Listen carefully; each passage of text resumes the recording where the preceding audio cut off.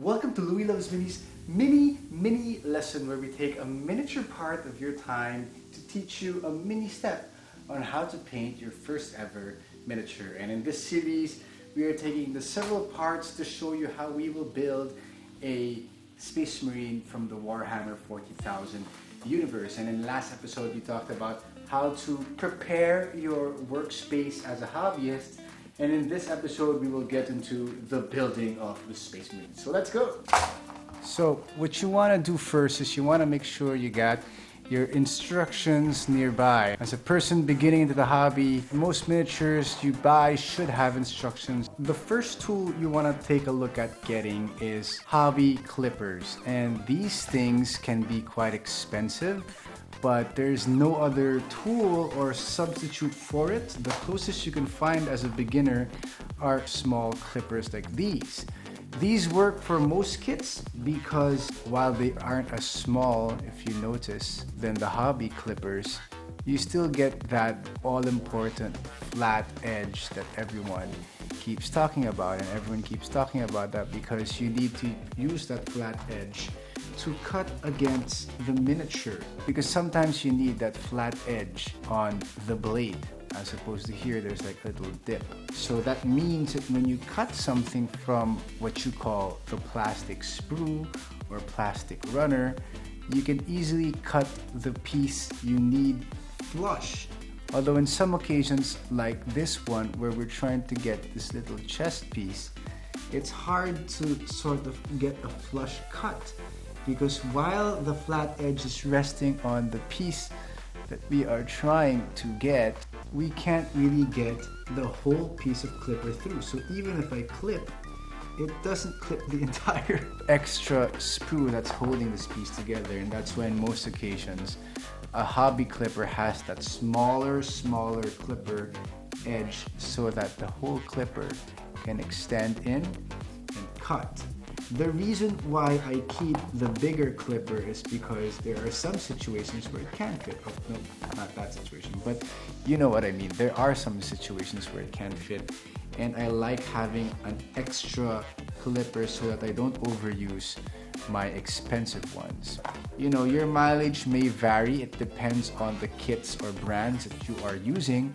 So if you're planning to use more Warhammer 40K stuff or Age of Sigmar or Games Workshop stuff, just get the hobby clippers. It's not a big expense compared to the other things you'll be spending on in this hobby. So now I have these two pieces with me which combine to create the little chest of our humble Space Marine. Now, the thing that I like to do before I even fit a piece, especially if it's a new model or kit that I'm not experienced with, is what we call dry fitting. So we dry fit the model to see if we are actually inserting it as it's inscribed in the instruction booklet, and Games Workshop does produce really good instructions for the most part because it's very clear on what they want you to do. But before I start to glue these pieces together, I also like to clean them up. And when I say clean them up, you want to take away the excess plastic from the piece that you are using. So if this is the front piece, you can see here there is some excess plastic from the sprue it came from. And in the instructions or in the kit, you actually see that it has to be flush. And when you say flush, they have to be flat, because in the future, you will be connecting an arm piece here on this side, and you want that to be flat. So if you have any excess flash or excess plastic that is not supposed to be there, we take this step to quote-unquote clean our pieces. Enter the other tools that we are going to be using, which is an uncommon tool, which is a nail clipper. I use this to quickly take off excess bits of sprue that are a bit big in chunks. So I just clip off those things. I hope that my camera picks it up, and you want to test the smoothness by getting your fingertip and scratching. Can you hear that? That means that my fingernail is catching on to some excess plastic, and that's when I get some box cutters or hobby knives. I use a box cutter because I'm cheap. If you're new to the hobby, cut away, because you might not be familiar with the pressure you need to cut away excess plastic, especially for the kits. But if you're quite experienced and you know the pressure you need to take and use to scrape off plastic, you can cut this way. This has more control as you get more experience. So give it a scratch. You can still feel that scratch. You then move on to your sanding sticks. These are sanding sticks which you can buy into a hobby store. But if you're also cheap like me, this is a nail file which I have just cut into a smaller portion. We'll just use this to sand. Oh, you can use sanding paper, that is masking tape around a piece of popsicle stick and whatnot. But this is usually the last step into sanding if it's still not flush. And as you can hear, it's quiet. There's no more. And now it's finally flush, and you can go ahead and clean the other bits and sort of connect the two pieces together. Now that you have clean bits that you can use, let's talk about the two ways that we sort of put them together. I personally use Tamiya liquid cement. Now this is a bit of an advanced product because this is a bit irreversible. You could always cut pieces once they're connected, but what this does is it melts plastics together. The beauty about this is that when you melt these two pieces together, you won't get to see that connection line in the model. And you can also sort of dry fit the piece together like how I told you. And once you're done dry fitting it and are happy with the position, all you have to do is just sort of grab the thin cement and dip that to the side where it's supposed to connect. And already it's fast acting, it is fast drying, it is melting those two pieces together, making them connected, and also melting any other pieces that are not smooth. So it also acts as a way to clean the miniature. And I wouldn't recommend using this as a start. I would recommend getting it if you are sort of getting more serious into the hobby. If, of course, I would recommend the thin version, which is the green bottle. This one is thick. This is a thick cement, so when you put it, you'll actually see the thickness or the actual glue on it. The more common way to connect models for beginners is super glue. Super glue can be reversed because you can just freeze the model.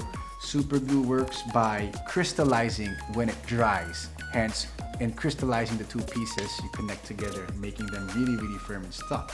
Although when it's crystallized, you can sort of freeze dry it, and then that crystal becomes more fragile and you can break apart that connection, making the process a bit reversible early on. So just a little glue. Actually, that's too much in my opinion. That's way too much. What some people do is they actually put it on a pallet or an area, and then they get some toothpicks or metal pins and glue that in. So super glue is fast drying, so once you put the piece together, you have to be decided where that is, because that's gonna lock into place. And now we are done building the miniature using that combination of cut, clean, and glue. You may be asking, this is not a completely built miniature because I haven't put them on the base, I haven't put the head on, and maybe I left a little bit of pieces on like the backpack. Well, this is an optional step which I like to do for an extra mile, which you call sub-assembling the miniature, and that means only assembling the miniature up to a certain extent where you're sure you can have reach all the places of the miniature as you're painting. Because had I built the miniature this way, where he was holding his gun and had his backpack on right here, it might be difficult for me to get in that chest area and also in the sides of his shoulder pauldron if I have the backpack in the way or the gun in the way. But of course, for this model, I've built the sergeant, so I have an excuse to have the arms showing or outside, so I can make sure I can reach all those places with a brush. The only exception was building the backpack separately and waiting till later to connect it. The head is placed separately because I want to make sure I have enough space to get to his eyes when I build the miniature. Of course, you can always go ahead and build the miniature fully and paint it that way, no problem at all, especially if you're trying to build an army. So that's basically the step for today on how you could build your miniature. And in the next episode, we will be talking more about how we could prepare the miniature for painting and also add a little extra step to make it a little bit more realistic, which is pinning. Pinning will be discussed in the next episode and the reasons why you should do pinning. This has been Louis of Louis Loves Minis. I hope you enjoyed this episode of Louis Loves Minis mini lesson. Please do keep in touch, or please do subscribe if you want to see the next few episodes and how this miniature will turn out. Thank you so much, guys, for watching.